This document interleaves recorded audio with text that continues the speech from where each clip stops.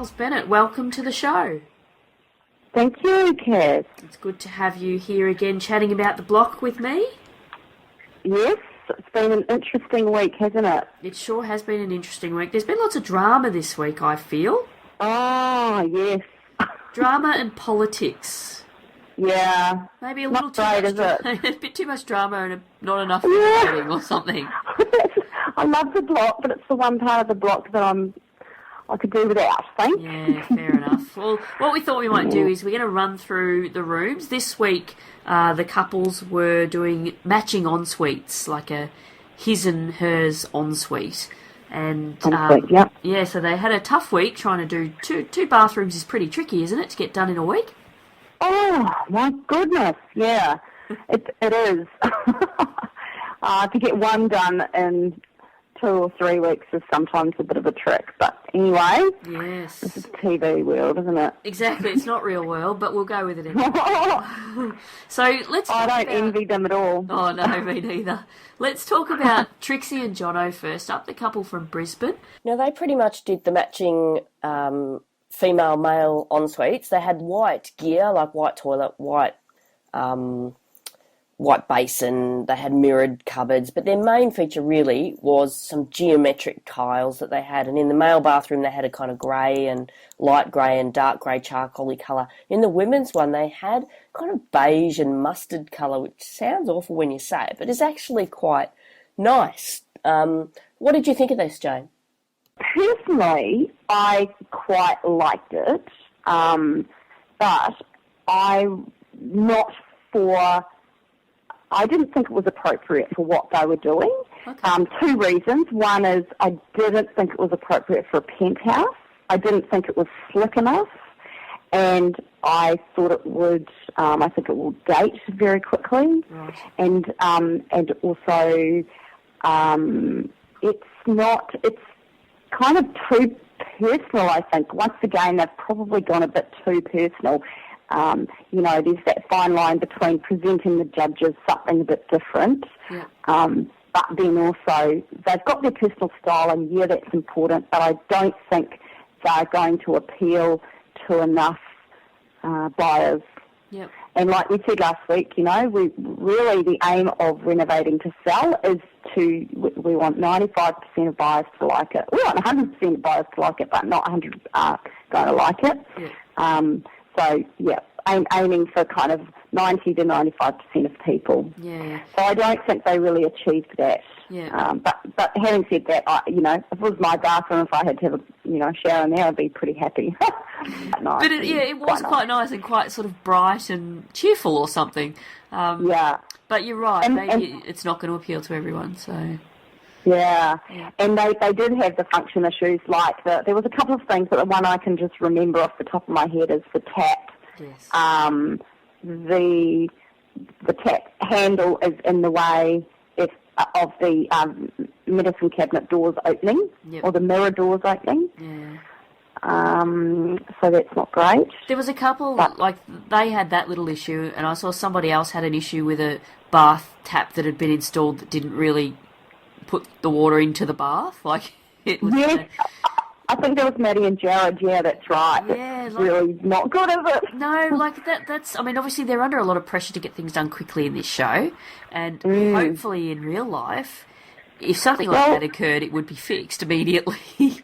Well, you know what? You would want to think that your tradies would pick up on it and kind of say, "Hang on a minute, this isn't going to work." And that's the thing about, as you get more and more experienced with renovating, you learn to foresee those sorts of problems. Yep. So, last week, and I was talking about I think it was last week, I was saying that when I do a renovation of my own or with someone else, if I'm managing that renovation, I want to go to that property every day or every second day, because when you can do that, when you're at the property or somebody's at the property regularly and they know what they're looking for, they can foresee those sorts of problems. And problems that are not nipped in the bud early can end up being really expensive problems. Yes. And fortunately for these guys, they're not really expensive problems. I mean, I'm not sure about the position of that tap on Maddie and Jared's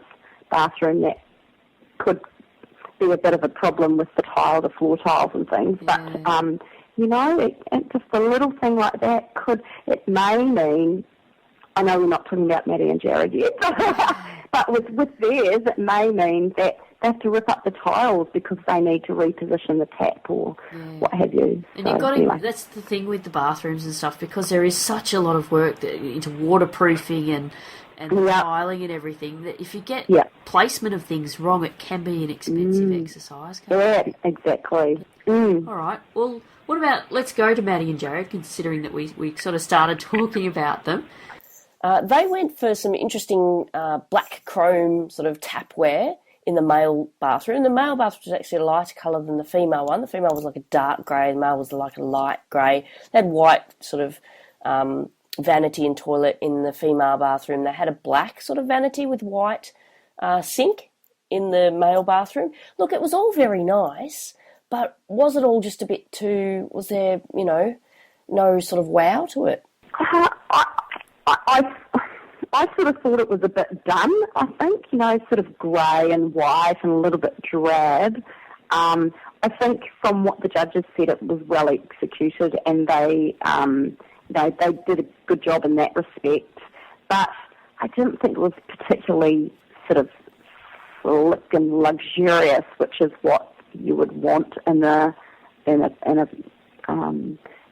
apartment like that. Yeah. I have to say I did like the black tap in his ensuite. Yep. Out of the his ensuite and the her ensuite, I preferred his ensuite because just had a few little different elements to it, like the black tap, and I think they even put black toilet paper on their toilet roll. Was that then? Yeah, I think it might have been. Maybe that was actually Matt and Kim. Oh, no. Yeah, that was the quirky couple. What are they called? These guys, I was a bit the same. I was saying this to you before, if I did this in my renovation, I'd be really pleased with the outcome. Like, I would think they're nice bathrooms. But for the show and for the demographic and that they're developing for, building for, I'm just not sure it had any wow factor. I hate that cliched term, but I didn't feel any wow from it. So it's almost nice. Like where Trixie and Jono kind of went a little bit over the top, they've kind of gone under the top. That makes sense, you know what I mean? They just haven't really introduced anything different, even if it was some sort of feature tile or even a mixture of gloss and matte tiles on the wall in some way that just gives I don't know, just a different dimension, I suppose. It doesn't necessarily need to be all different colours or anything like that, but just the different textures and the different finishes can really add a bit of wow, I suppose. I think these guys, are first-time renovators from what I can remember. So are they? Okay. That makes me think, like a question for you, Jane. If I'm a first-time renovator and I've got to come up with a bathroom design, what do I do? Like, if I'm not you, I'm not a designer, and I'm like, wow, I've got to come up with this really cool bathroom. Who do you talk to? Where do you come up with the ideas? Well, either you come to someone like me or you go to an interior designer, but a fabulous way to do it is to go on the internet. Yep. There are a couple of brilliant websites. One's called Who's, HOUZZ.com, and you can just plug in, you can search for bathrooms, or you could plug in a search term like ensuite bathroom or masculine bathroom or feminine bathroom or something like that. Yep. And there are literally hundreds of thousands of photographs on that website. Yep. And they're submitted by people from all over the world who are promoting their own businesses, but they're just photos, and if you want more detail, you can sort of click below and, see who's designed it and what have you. But if you want lots of ideas, that is a brilliant way to go. Yeah.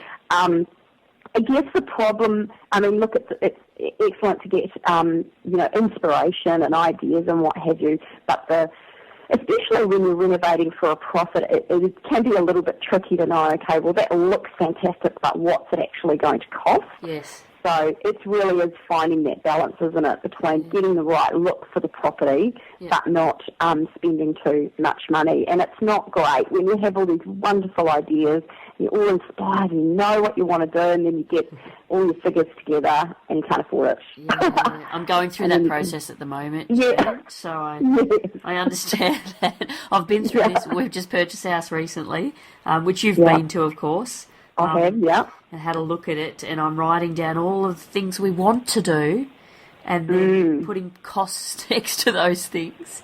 And then you've got to cull all the things that you actually can't do. So.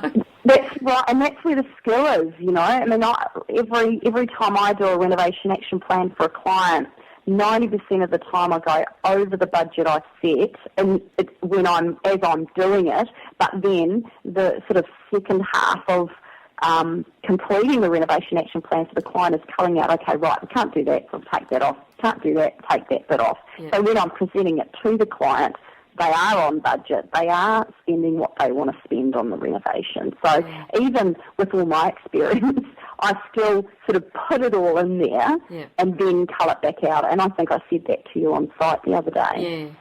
Yeah. You know, so you sort of identify you really want to do these things. You list them all down, and then you've got to identify, okay, what are the absolute must-haves of this part of the renovation? Okay, well, I've got to do, you know, I've got to have a vanity, and I've got to have this, and I've got to have that, and that's got to cost that amount. But, okay, where can I compromise? All right, well, maybe I can compromise on the tiles. Yeah. Okay, maybe I can compromise on the toilet. Maybe I can compromise on the taps. You know, I mean, you need what you need in a bathroom. It's sort of, you know, you need all of the sanitary wear. Yep. So it's just a matter of compromising on what, you know, what actual products you do buy. Yeah, and that's the difference really between this TV renovation and real renovations. These guys have got massive budgets when you compare it to what the average person who's renovating a house has. And they can go crazy and overcapitalise, you know, because they maybe, particularly in this demographic, perhaps they're not overcapitalising. But if you were to do this in your renovation, you would probably be overcapitalising if you're, you know, in some suburb where the houses are worth $500,000 or something like that, which is much more realistic for most people. Well, there are not many properties where you can completely gut it and start again and make a profit. Yeah, I mean, there's a few. Definitely, and I know, you know, lots of people have made money that way. Yep. But I guess the biggest mistake people can make is to think, all right, well, I found this, you know, house that needs completely, you know, renovating, and they work everything out and put in a whole new bathroom and a whole new kitchen and, you know, reline all the walls and paint them and put all new flooring and all new lights and all new ceilings and all new everything, and there's, you know, $150,000 on a property. Yeah, that's right, and it's not often that you can, you know, make a good profit when you're just, you know, pulling the house to pieces and starting again from scratch. Yeah.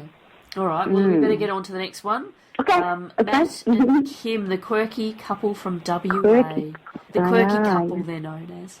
The female bathroom for theirs was predominantly white, had black floor and then some very, very small round tiles on the bathroom wall near the bath. Very hard to look at, and they had a metal wall on the other side. And for the male bathroom, they had a very similar sort of thing, but slightly darker and different shaped tiles on the wall. I quite liked it. What did you think about it? I think I preferred their his ensuite. Yeah. They had some pretty cool tiles at the end on the window wall, which I kind of liked. They did a black and white theme in his bathroom, and so and that metal wall. I think the judges said they didn't need it, and I agree. I don't like that. Was a metal kind of piece, I don't know, what do you call it, just a metal sheet with cutouts and put on the wall. I don't like anything like that in a bathroom or a wet room or anywhere where there's likely to get dust or fluff or dirt or anything like that, because it's impossible to clean. Yeah. And I think, as well as looking good, a bathroom has got to be practical. People do not want to be trying to clean a metal sheet. Yeah. I quite liked these bathrooms, to be honest with you. I thought they looked... It was certainly a tone down from last week's room. Wasn't it? I didn't like the metal wall, like you pointed out, and the judges pointed out. Wasn't really into that. And the wall, the little tiles also still had that funny effect on my eyes. Yes. I still can't see the dolphin, of course, which is supposed to come out of that sort of a pattern. We're talking about those 3D patterns with the animals that come out. Yeah. I couldn't see the dolphin, but I'm sure there's one in there.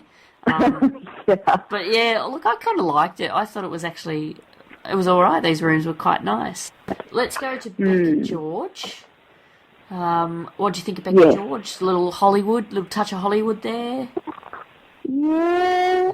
Oh, I don't know. I think, Shayna was wowed by it, but I actually didn't.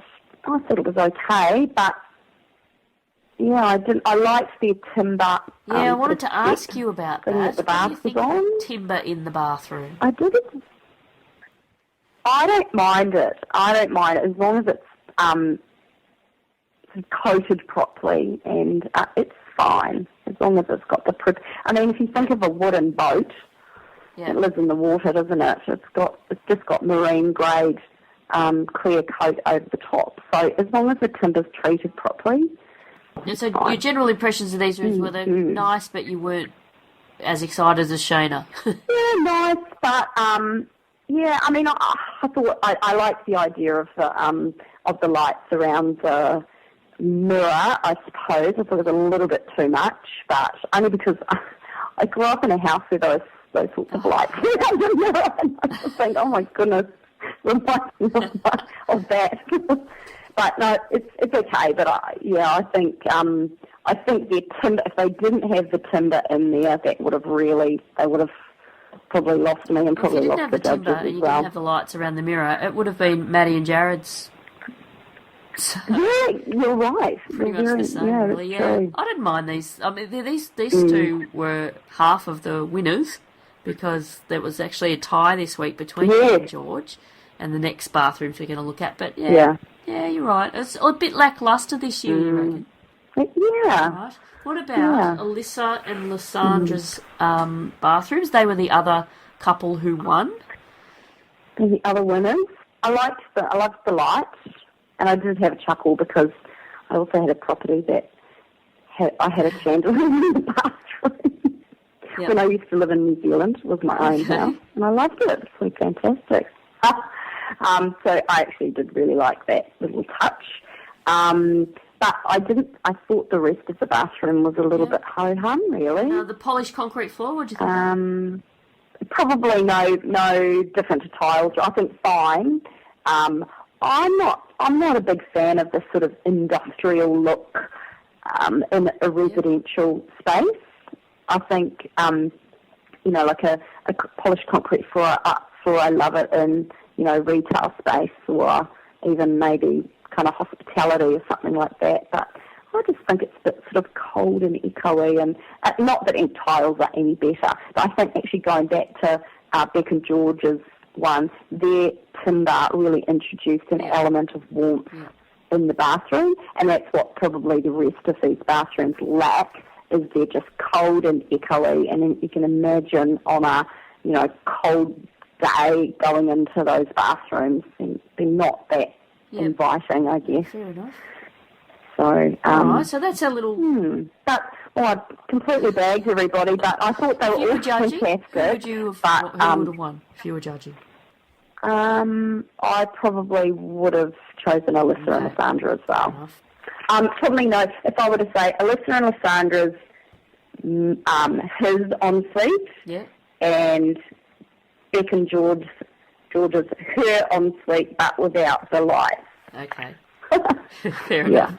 All right. I've got a few... Can I do that? Yeah, you can do that. You're allowed to. I've got a few questions for you from this week's episode. A few issues that popped up along the way that made me think I need to ask you a few questions about these. Yeah. of course, if anyone watched all of the episodes this week, they'll know all about the steam room debacle, of the stolen steam room idea. I'm not going to go near the whole who stole an idea and blah, blah, blah, because that was just a whole lot of guff. But what do you think of the steam room? I don't know if I would have put it in there. I think maybe in the penthouse, maybe that is something to go in a penthouse, but possibly not on Alyssa and Lysandra's floor. Yeah. Yeah. I don't know. It's a luxury that probably not very many. They maybe like the idea of it being there, but I don't know. Does that sell a house? I don't know. I don't think it would. And what about all of the... We saw a few gadgets in the bathrooms, which were pretty Yeah. funky. I think Matt and Kim, they had some really cool music in theirs that you could... they had speakers and stuff, and you could crank the music up while you're having a shower and stuff. Yeah. And George and Beck and Pam, George. yeah, they had the no-touch flushing mechanisms or something. Yeah. What do you think of all that sort of gadgetry? I think it's a bit, I don't know, it's frivolous, the right word. Sort of money spent maybe unnecessarily, but then on the other hand, these are, $1 to $1.5 million apartments, possibly more. So, and you've got to differentiate yourself somehow, don't you? Well, that's right. I'm thinking that it probably was worth the spend. Yeah. I'm not sure about the music, but maybe that's because I like music, but I don't need to listen to it in the bathroom. But I did like the idea of their sensor flush thing. Yeah. They were $1,800 each, I think. Oh, my Lord. I know, you could do it. Yeah, probably not for $1,800. I mean, maybe for $500 or $600, I'd think, that's probably well spent, but $1,800 is a lot of money for that little extra touch. Yep. Now, a couple of other things that happened during the week. Matt and Kim got into a bit of strife about mess, leaving their mess around. What's your experience of managing mess on a building site? How do you get people to clean up their mess? Like, tradespeople are sort of a bit renowned for leaving. Well, really, an important part of getting quotes and getting all your bits and pieces together is to make sure that you are getting quotes on removal and disposal of whatever it is. So let's say, for instance, the tile flooring or whatever. So you've got someone coming in and they're removing the tiles. When you're looking at when you're talking to them initially, you're saying to them, okay, can you please quote on getting rid of these, and also you need to dispose of them, please. So it's just making sure each trade knows that they are responsible for getting rid of their rubbish. Yep. It's more the unless you have somebody specifically coming in to clean kind of every day, it's really either the individual trades or the project managers, which are Beck and George or Alyssa and Lysandra or whoever, to just keep, maybe at the beginning of each day, just have a little go around, have a little bit of a tidy up, because personally, I think when you're in a chaotic space, it causes a chaotic environment, So if it looks chaotic, it's going to feel chaotic, and that's not good for a renovation project, I don't believe. Now, if you were going to renovate, let's say you've got a house and you're getting ready to renovate, would you go and get a skip bin and put it there and encourage the trades to put their rubbish into that skip bin on site, or would you want them to dispose of it themselves, take the rubbish away off site, and they're Probably it's just as easy to get a skip bin, because in the scheme of things it doesn't cost that much. Yeah. It kind of depends on what's being removed, but a skip bin's as good as anything, and it's not very much money to have it sitting there if it's a practical thing to do. You've got to make sure the skip bin's somewhere where the local neighbourhood don't turn up in the middle of the night and put their old sofas in it. Yes. All right, another question for you. There was an episode where Beck was commenting about how stressful the back-end tasks of managing the project were and keeping on top of the project budget during the actual project itself. And have you got any tips or tricks or ways that you suggest people can manage the finances while they're in the middle of the renovation? For me, it's all about the planning, and probably because these guys are, if they've renovated before, they've really only renovated one property, maybe two. So I'm sure it is very stressful, but up front, the best thing you can do is my process is I start with ballpark budget estimates. Okay, right. So if we're thinking about the bathroom, we might say, okay, wall tiling X amount, wall tiling X amount. Okay, toilets including plumbing, yep, X amount. And I'll put some budget estimates together, and then I'll come up with an overall figure. And then what I'll do is I might go have a look at the products that I want to buy, the types of tiles, the types of toilets, the type of toilet, the type of vanity, bath, what have you.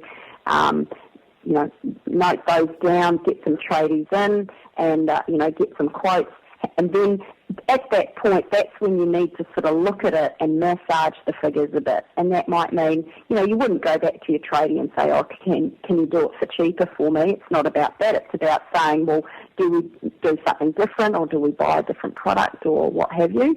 And so then as you're toing and froing before the project's even started, you're really bedding down your finances before any tiles are removed or anything's gutted out of the bathroom or whatever room it is that you're doing. Yeah. So it's all about planning up front, and when I renovate, it's all about planning up front. You don't do anything until you've got all your numbers bedded down. You've got written quotes from your tradies. You really have articulated 100% clearly what you want and what you expect of them, what they're doing. And I would also talk to them about, okay, you're doing that, but I just want you to know this person's doing this thing. These are the other things that are happening in the space. Yeah. And so then they know what else to expect. They know they're not going to be the only person. I mean, in the box case, they've got 10 tradies in there at once. That normally doesn't happen, but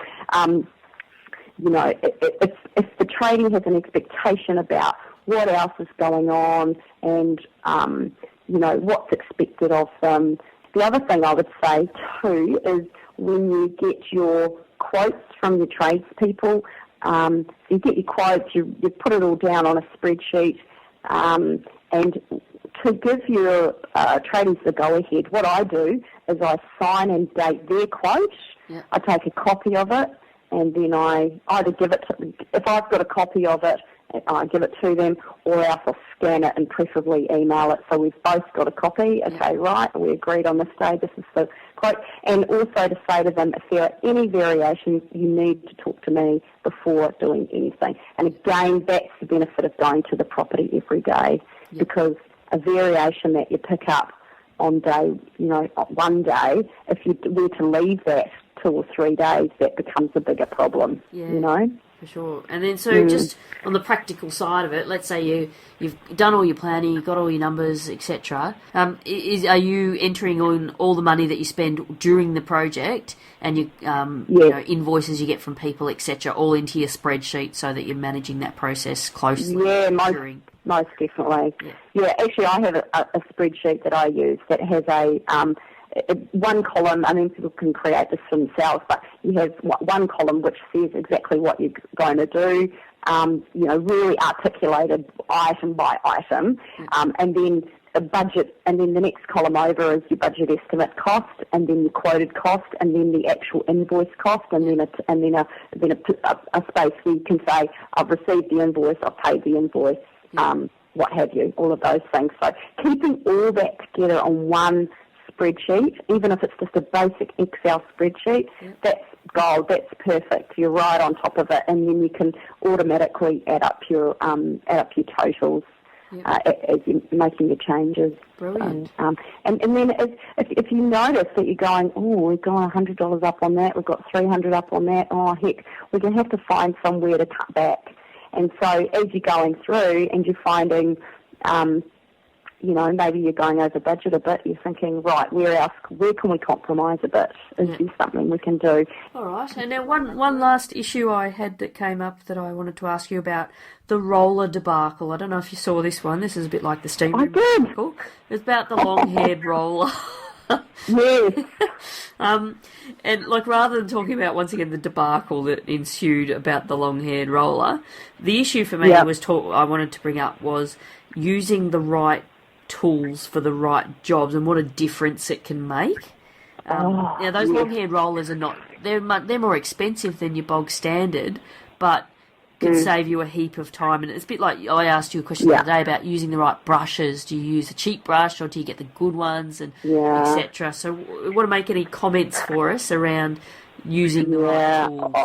I think it's some things you can get away with things a little bit cheaper. For instance, or, we're doing this renovation at the moment, and I had to go and get some masking tape, and I thought, I'll get I'll get this other stuff. So I had a sharper line, and and it was something like $12 a roll. And do you know what? It was no better than a $2 a roll. Oh, really? So there was I learnt that lesson.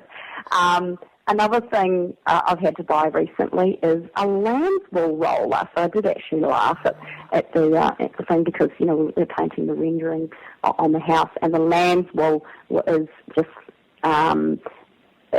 obviously a lot better for painting that the render texture. Yeah.